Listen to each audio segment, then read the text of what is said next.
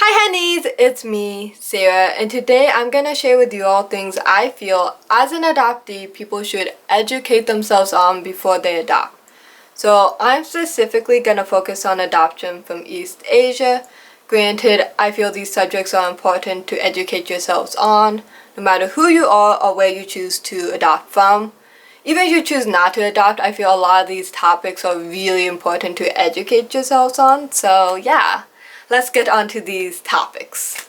Number 1. Adopt because you want a family, not because you want to save a child. I understand you may feel like you're being a great person, making the world a better place, and helping this poor child by choosing to adopt.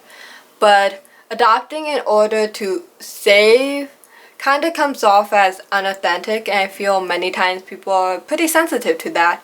And sometimes you can kind of tell when you are being tokenized.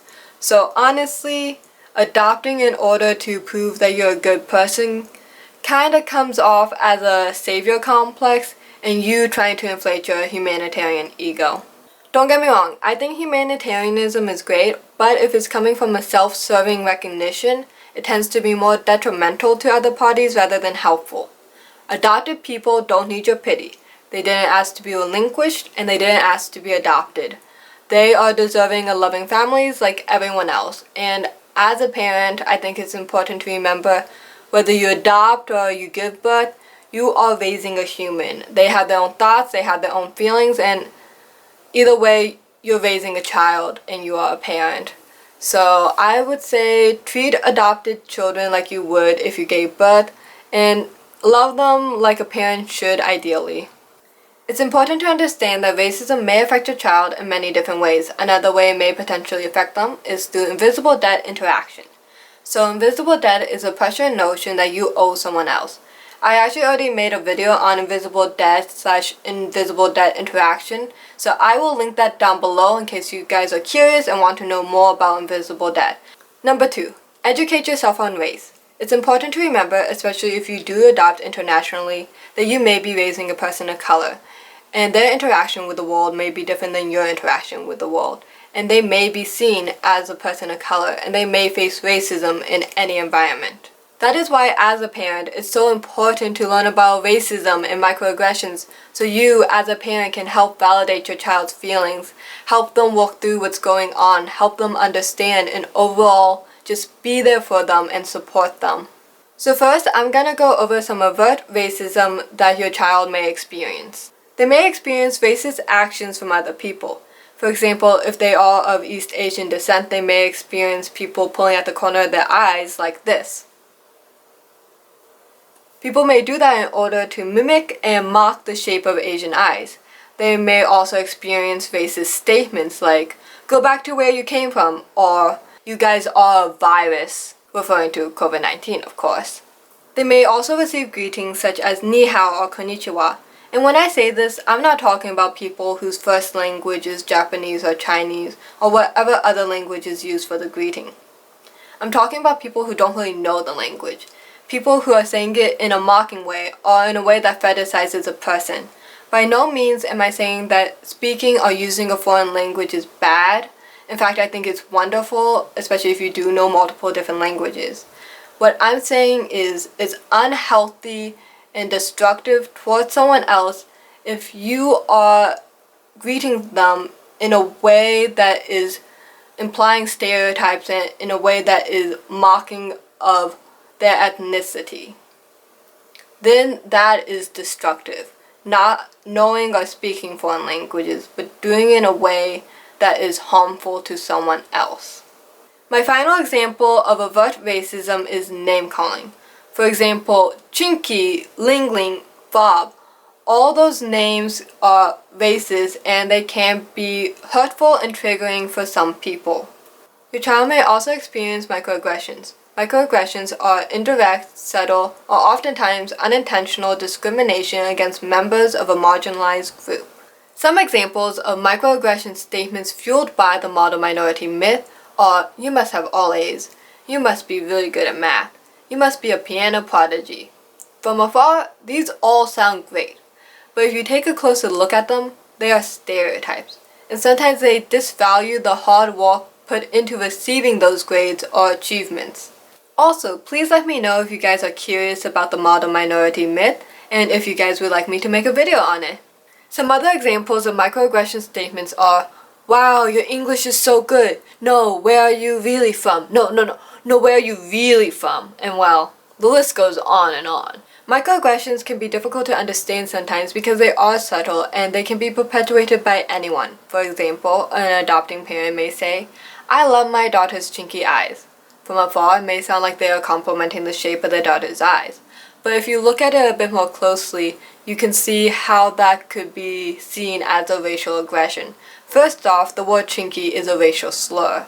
So using that to describe their daughter's eyes may not be the best word choice. And of course, it's important to understand they probably don't mean any harm by saying that. They probably really do love the shape of their daughter's eyes. But it's important to understand that that is still a microaggression and how these things can perpetuate racism. But I definitely feel being a different race than my adopted parents have affected these interactions, and I've definitely learned that people will definitely tell you how they feel about your adoption sometimes, whether you ask or don't ask. So it's just something to be aware of and understand. As a parent, it is good to learn about overt racism, microaggression, invisible debt, and other ways racism may affect your child, so you have a better understanding of what is happening and how it is happening. Number 3. Learn how to stop perpetuating racism and be an anti-racist. So I would say it is productive to reflect on yourself and accept if you have been racist in the past or even currently, because if you acknowledge it, then you can change and grow. And being racist doesn't necessarily mean you are a bad person, but the social construct of racism causes a lot of hate against other humans, a lot of prejudice, and a lot of discrimination. Therefore, I personally would consider racism bad. Speak out against racism directed towards your child or other people of color. Do not make excuses for other people's racism. I know as a person who has experienced racism, I find it infuriating when someone says or implies this physical experience I am having doesn't really exist. It isn't happening. And it makes me not want to confide in you as a person of color. So try to be someone that your child can trust. Be someone who can help your child and teach them about racism and race and how to be forgiving and understanding.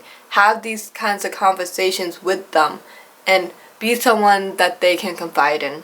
Number 4, allow your child to learn more about their birth country if that is what they want. Be respectful and value the history and culture of your adoptee's birth country, and when doing so, please try to avoid cultural appropriation and fetishizing the country. When I say this, I don't mean you need to know every single detail about the country. You don't need to know all the history and practice the culture daily. What I'm saying is acknowledge the fact that your adoptee is from a different country with its own rich history and culture.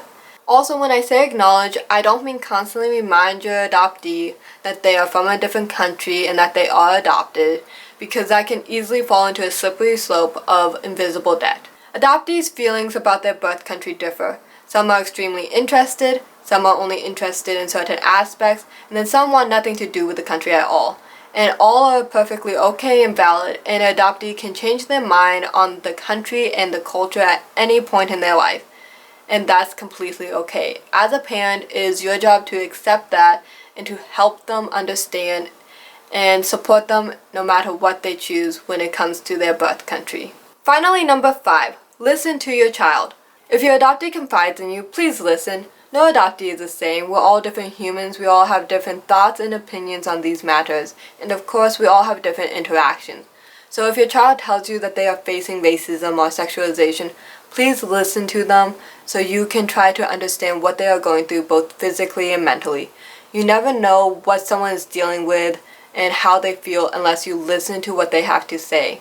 Thank you all so much for watching. I just want to give credit to Lonnie Shu, who is another adoptee. They definitely have made some Instagram posts that I really agree with and realize I was strongly influenced by. And I do realize I reiterate some of the things that they have previously said in some posts. So I do want to give them credit, and I'll make sure to link their social down below so you guys can follow them in case you're interested, as well as some links to some readings that have also helped influence me and helped me form my opinions. Again, thank you guys so much for watching. Please click that like button if you like the video, or not if you don't like the video. And please click that notification bell so you know when I'm posting, and subscribe so you can join me in all of the... I just knocked over my light.